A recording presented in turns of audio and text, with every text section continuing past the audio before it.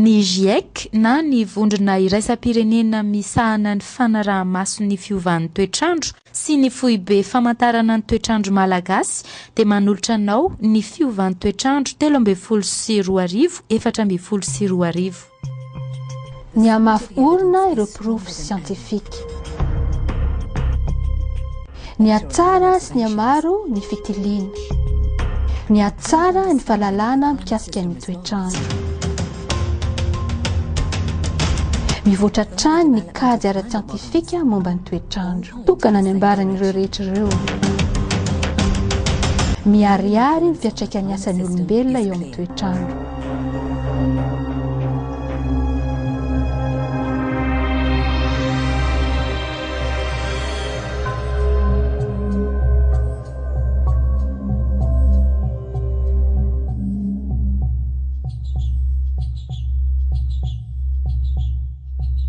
Ny asa nataon'ny vondronasa voalohany tamin'ity tatitra fahadimin'ny GIEC ity nandritran'izay enitaona faran'izay dia ny nanadiady ireo vokam-pikarohana ara-tsiantifika momba ny toetrandro.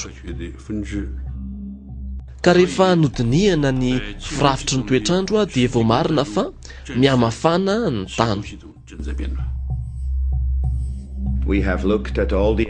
Noraisina avokoa ireo ary napetraka ny fanontaniana hoe ahoana ny fahazahoantsika ny firafitry ny toetrandro? Inona no mahatonga ny fiovan'ny toetrandro? Ary avy eo natao ny kady siantifika hamantarana ny ho avy.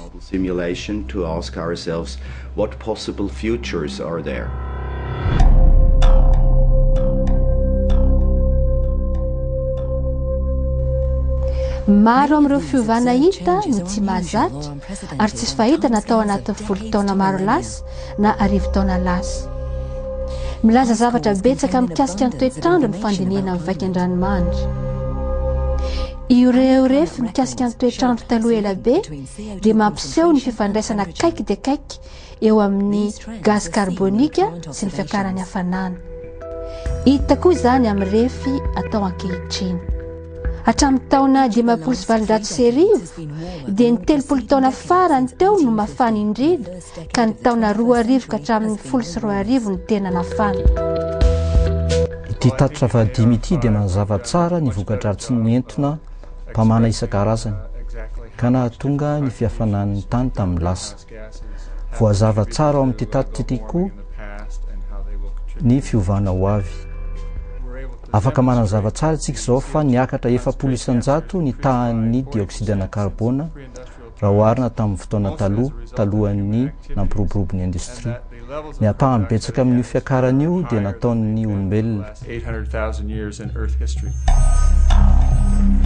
Any amin'ireo faritra mangatsiaka indrindra eto an-tany no tena ahitana ny porofo ny fiakarany hafanan'ny tany. Mihaino ireo vaingan-dranomanitra maneran-tany. Mihaina koa ny laglasy mandrakotra ny tany sy ny ranomasina ny faritra arktika.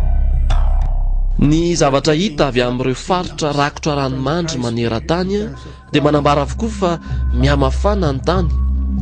Ary ny tena hita soritra indrindra dia ny fihafanana any amin'ny faritra arktika. Ny hena ny vaingan-dranomanitra nandrakotra ny ranomasina arktika hatramin'ny taona 790. Toy izany koa ny any Groenland. Ny abetsaky ny vaingan-dranomanitra very any Groenlandia dia avo enina eny raha oharina tamin'ny 10 taona lasa. Goavana ny fiantraikan'ny fiovana hita amin'ny faritra rakotra laglasy. Satria mantsy fianana ireo ranomanitra sy laglasy dia mampitombo ny hafanan'ny masoandro voarain'ny ranomasina sy ny tany. Io toe-javatra io no antony iray tena mampikorotana ny toetrandro.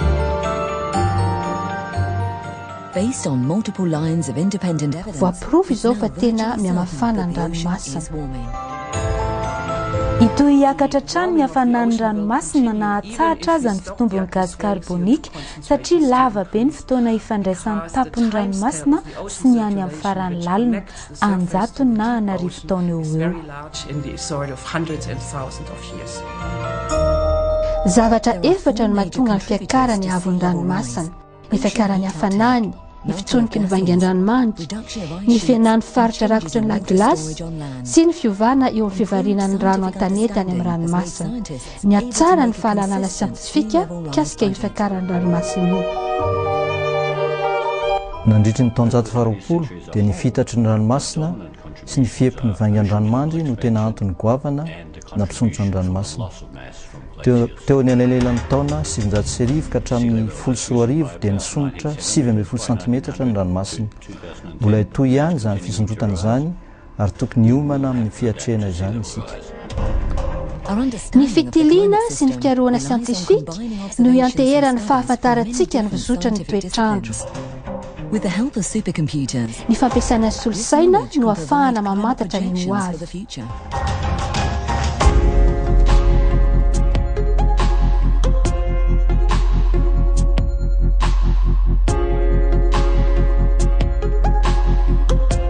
Ny kajikajy atao amin'ny solosaina dia ny asa be tamin'ity tatitra ity, satria reny ihany no fitaovana tokana ahafahana mahazo tarehimarika momba ny ho avy.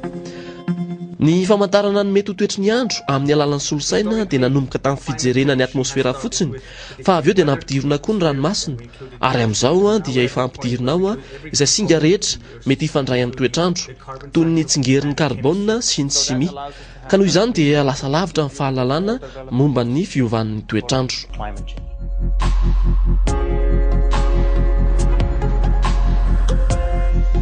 Mba hamantarana ny toetrandro ho avy dia mila fantarina ny tahany famoahana entona miazo ny hafanan'ny tany amin'ny ho avy sy ireo hafa rehetra vokarin'ny olombelona.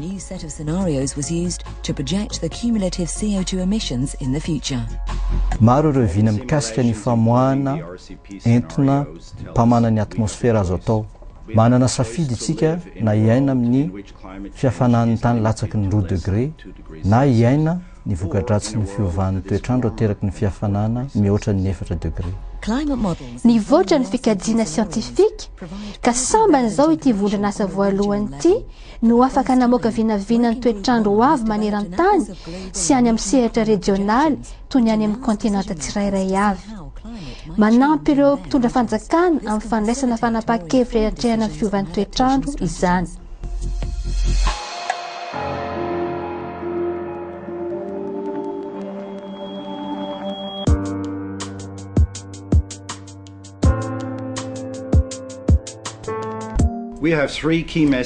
Ireto misy afatra telo lehibe ho antsika.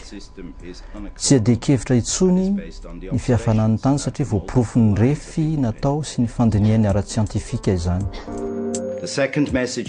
Faharoa, mazava ny vokatry ny ataon'olombelona amin'ny fanovana ny mpandrafitra ny toetrandro. Fahatelo, ny fitohizan'ny famoahana ny entona mpamana ny atmosfera dia anova trano ny toetrandro ary mitakezaka avy amin'ny rehetra izany. Raha fitinina izany dia izao, mba hampiana ny fiovan'ny toetrandro dia tokony hanao ezaka goavana ny eran-tany amin'ny fampianana ny fielezan'ny entona mpangejany hafanana.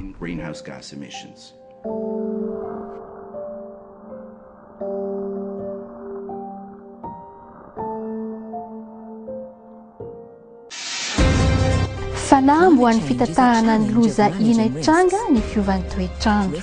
Tany indomondoza mantsy ny olombelona, ny fotodrafitrasy, ny zavaboary, ny famatsin-drano ary ny famatsiana ara-tsakafo. Ny fanangahana fiarahamonina matanta ny fiovan'ny toetrandro dia ampiena ny fanahina.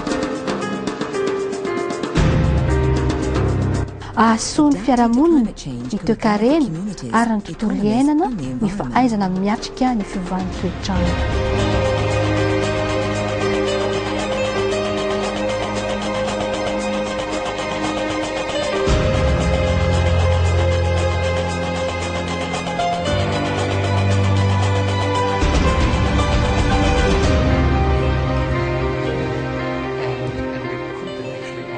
Ny andraikitry ny vondronasa faharoa ao amin'ny jiaika dia ny manadiady amin'ny alalan'ireo voka-pikarohana ara-tsiantifika misy ny hoe manahoana ny fiantraikan'ny fiovan'ny toetrandro, inona ny fiovan'ny efa nitranga ary inona kosa ny mbola hitranga. inona natao hoe faharefona, iza ireo moratrapahavoazana ary famaninana, ary inona no azo atao mba hampandaitra ny fiatrehana ny fiovan'ny toetrandro izay tsy azo itovirana. Nivoatra ny fanadiadiana raha oarina amin'izay natao teo aloha, indrindra fa eo amin'ny fahazahoana ny mahatonga ny lozahina sy ny fomba mety ho fitantanana an'izany.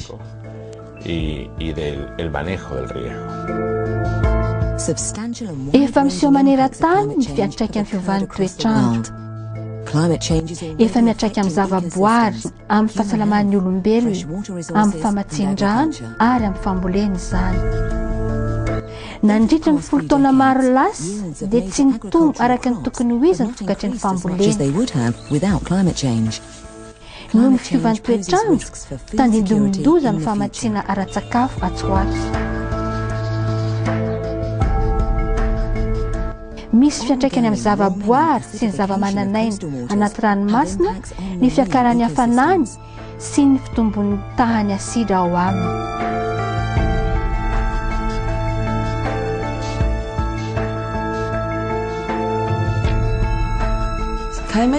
Nisy fiantraikany tamin'ny zavaboary sy zavamananaina an-tanety sy an-dranomasina ny fiovan'ny toetrandro. Hita fa niova ary nifindra toerana na nifindra monina izy ireo, raha ny azo ohatra dia nitombo ny tahapahafatesana.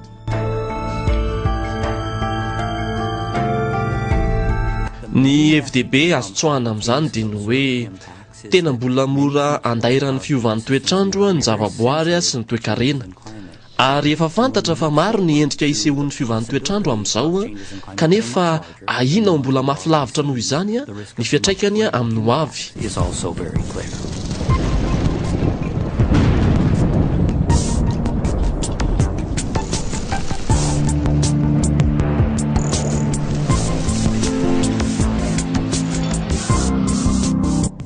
Ny fiantraikan'ny toetrandro mahery vaika nareo loza voajanahary dia maneho amintsika ny fiovaovan'ny toetaona ankehitriny sy ny manjo ny zavaboary sy ny fiarahamonina.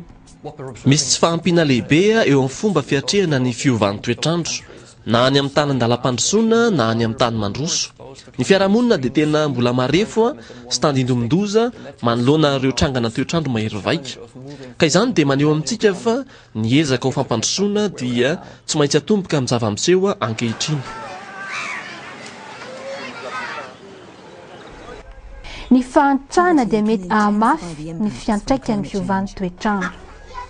Ny fananana fiainana tsy zarizary ivelan'ny fiarahamonina, ny fipetrahana amin'ny faritra iva mora tondraky ny rano, ny tsy fananana trano ipetrahana izay tranga hita maneran-tany no mamparefy ny olona eo anatrehan'ny fiovan'ny toetrandro, fa tsy ny mahatondra drano na hain-tany na hafanana be azy.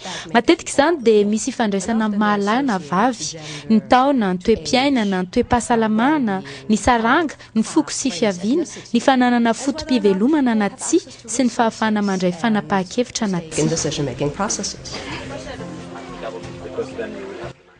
Ny lozahina vokatry ny fiovan'ny toetrandro dia mipoitra avy amin'ny alalana zavatra telo.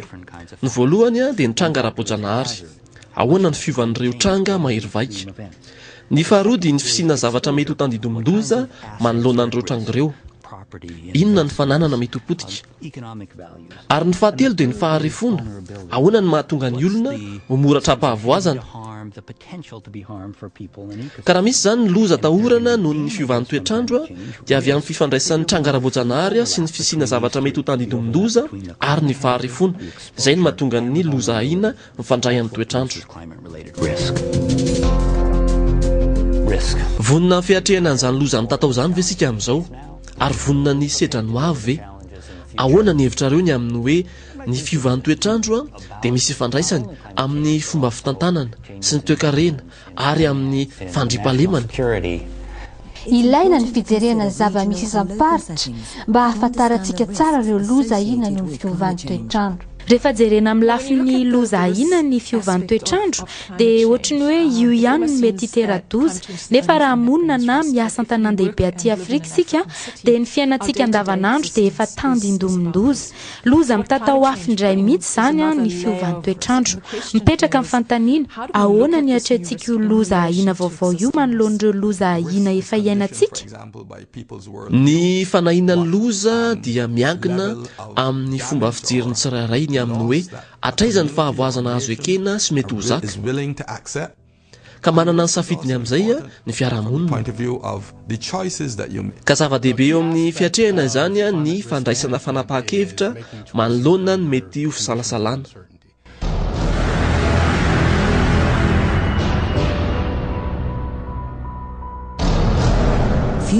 Ny famoahana entona sy ny fampiasana ny tany no hamaritra ny fiovan'ny toetrandro ho avy.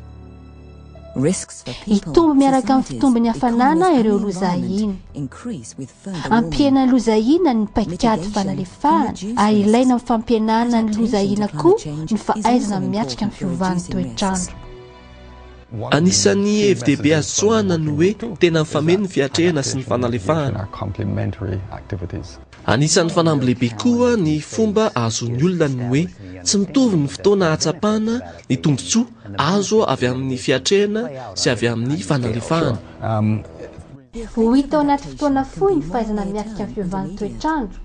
Ny fandraisana mialoha fepetra fampienana ny fivoamoahana entona dia namora ny fiatrehana fiovan'ny toetrandro hatrizay. Ny fanomboana ny fanalefahana teny izao dia hitondra karazam-bahaolana maro azontsika isafidianana rehefa ny aorinany. Efa miatomboka ny fiatrehana fiovan'ny toetrandro. Ny fefiloha sy ny fanatsarana ny fahamohan-drano dia ampiena ny loza mety ateraky ny tondra-drano an-tanan-dehibe. Efa manomba ny fomba fitatahana fambolena koa ny tantsaha, ohatra ny fampifanarahana fotoam-pambolena amin'ny toetrandro na ny fampiasana masom-bolo maro karazana.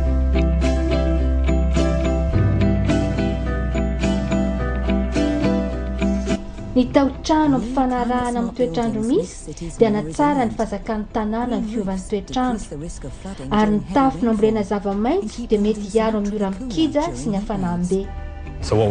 Efa azo ampiasaina tsara ny teknôlôjia vaovao sy sady mandaitra no manintona. Marina izany, ny tena fanamby anefa dia izao fomba fiatrehana hita any amin'ny tany manan-katao reny ka ahoana ary ny ampiarana azy aty amin'ny tany andalam-pandrosoana.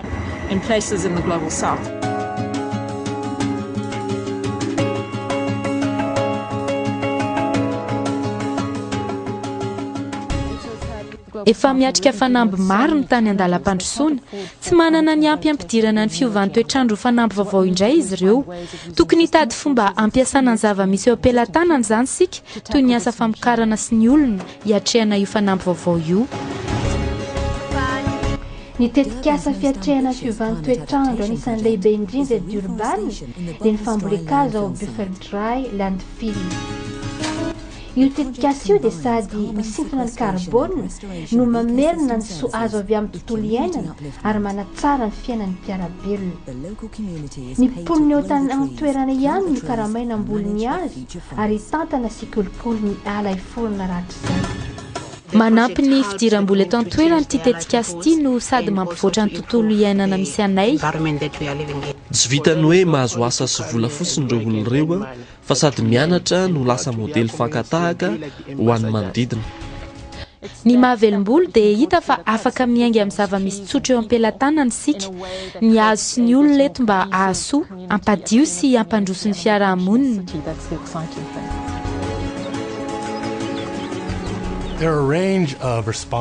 Misy ny vahaolana maro azontsika isafidianana hiatrehana sy hanalefahana ny fiovan'ny toetrandro. Na inona nefa ny safiditsika dia misy enti-manana ilaina foana toy ny fahaizana mampahalalana, ny ara-bola na rafim-pitantanana manokana ampirindra ny fiaraha-miasa. Ary tena ilaina ihany koa ny fitondrana tsara tantana eo amin'ny ambaratongan-drafitra rehetra hatrany ambany indrindra ka hatrany ambony indrindra.